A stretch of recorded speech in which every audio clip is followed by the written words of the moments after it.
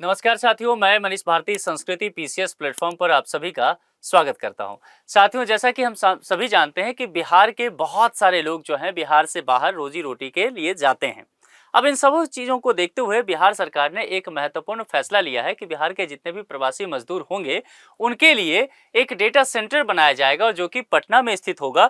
और वहां पर अगर किसी तरह की समस्या उन्हें होता है बाहर में काम करते हुए तो वहां से संपर्क कर सकते हैं और उनके लिए तत्काल राहत कार्य किया जा सकता है। जैसे कि मान लेते हैं बिहार के लोग हैं, वो दिल्ली में, पंजाब, गुजरात, मुंबई, बेंगलोर या तमिलनाडु, गुवाहाटी कहीं भी काम करने के लिए जाते हैं तो उनके लिए बिहार सरकार चाह रही है कि डिजिटल डेटाबेस उनके पास हो और इसके लिए एक कॉल सेंटर तैयार कर दिया जाए जहां पर वो तमाम अपनी जानकारी बता सकते हैं।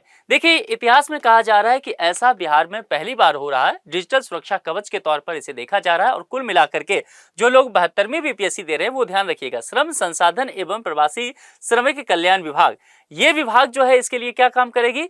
नोडल एजेंसी के तौर पर काम करेगी। तत्काल जो है वह सहायता देना, पहचान बताना, सुरक्षा की जिम्मेदारी लेना, ये सारे काम इसके अंतर्गत किए जाएंगे। अब यहाँ पर इन सब चीजों के लिए तीन जो है वो स्तंभ बताए गए हैं कि तीन तरह के कार्य किए जाएंगे। अब क्या क्या कार्य है? देखिए, पहला कार्य है कि एक मोबाइल ऐप होगा इन सब चीजों के लिए जहां पर जो श्रमिक होंगे उनका डिजिटल पंजीकरण होगा, यानी कि पटना जाकर के आपको रजिस्ट्रेशन नहीं कराना है। दूसरा, जो भी आप डेटा देंगे, आप जो बताएंगे अपना नाम पता, वो सब कुछ आधार से लिंक्ड किया जाएगा, है ना, तो ये ध्यान रखना। और तीसरा, पटना कॉल सेंटर में टोल फ्री नंबर जारी किया जाएगा जो 24 घंटा सातों दिन आपकी सुविधा के लिए उपलब्ध रहेगा और ये विभाग जो है नोडल एजेंसी के तौर पर काम करेगी।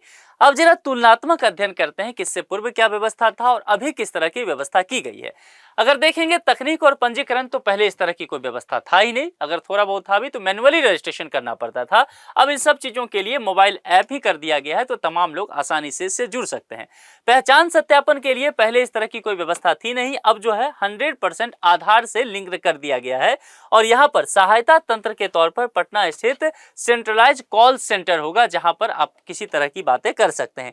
डेटा सुरक्षा और पहुंच को लेकर के बात किया जाए तो उच्च स्तरीय सुरक्षा की व्यवस्था की गई है और किसी भी आपातकालीन स्थिति में यहां पर सहायता करने की व्यवस्था की गई है।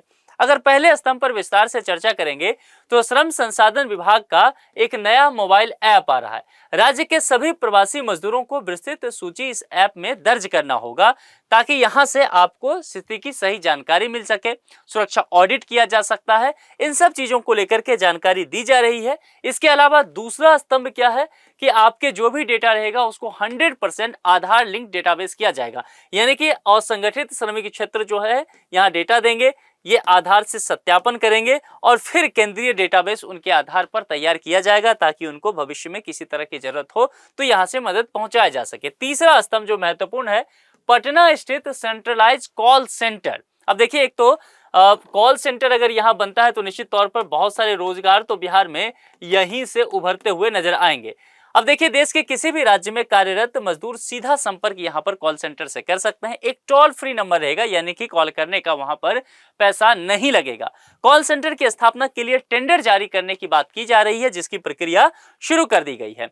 राष्ट्रीय स्तर पर सुरक्षा कॉल सेंटर का दायरा जो है, आप पटना कमांड सेंटर से कहीं से भी जुड़ सकते हैं, अपनी जानकारी यहां तक बता सकते हैं। अब यहां पर जो अगर समग्र तौर पर देखें तो डिजिटल पंजीकरण कराना है आपको। दूसरे चरण में अगर डिजिटल पंजीकरण आपने करा लिया, आप किसी दूसरे राज्य में काम कर रहे हैं, वहां पर संकट की स्थिति में है, टोल फ्री नंबर पे आप डायल कीजिए, कॉल कीजिए।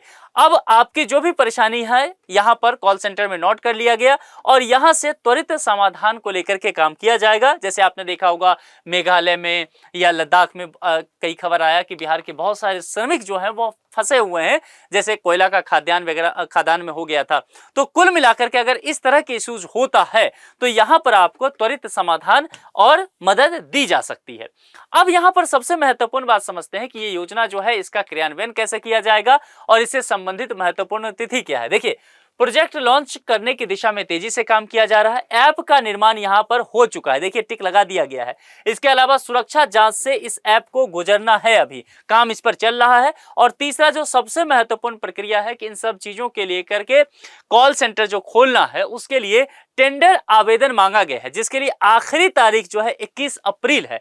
ऑनलाइन आवेदन की अंतिम तिथि है, उसके बाद ये आवेदन की तिथि खत्म हो जाएगा। उसके तुरंत बाद यहाँ पर टोल फ्री नंबर जो है वो जारी कर दिया जाएगा, जहां पर अब अपनी विस्तृत जानकारी दे सकते हैं। तो ऐसा भी नहीं है कि अनंत काल लगने वाला है, बस अप्रैल जाते जाते ये सारा काम जो है हो जाएगा। तो 1 महीना के अंतर्गत ये सारा काम होता हुआ दिख रहा है।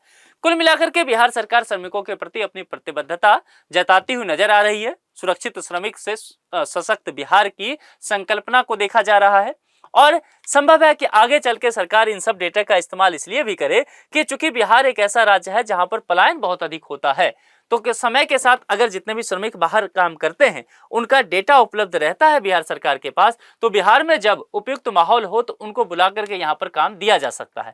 तो निश्चित तौर पर पलायन रोकने से भी इसको जोड़ करके देखा जा सकता है, रोजगार सृजन करने से भी जोड़ करके देखा जा सकता है। अब आप लोग बिहार के किस डिस्ट्रिक्ट से हैं और आपको क्या लगता है कि इस तरह का अभियान कितना कारगर हो पाएगा? बिहार अपने श्रमिकों की जहां भी बाहर काम करते हैं उनकी कितनी मदद कर पाएगा? इस विषय को लेकर के आप अपनी बात कमेंट बॉक्स में लिख करके बता सकते हैं। यदि अभी तक आपने चैनल को सब्सक्राइब ना किया हो तो सब्सक्राइब भी कर सकते हैं। आज के लिए इतना ही। जुड़ने के लिए आप सभी का बहुत बहुत शुक्रिया। Thank you so much.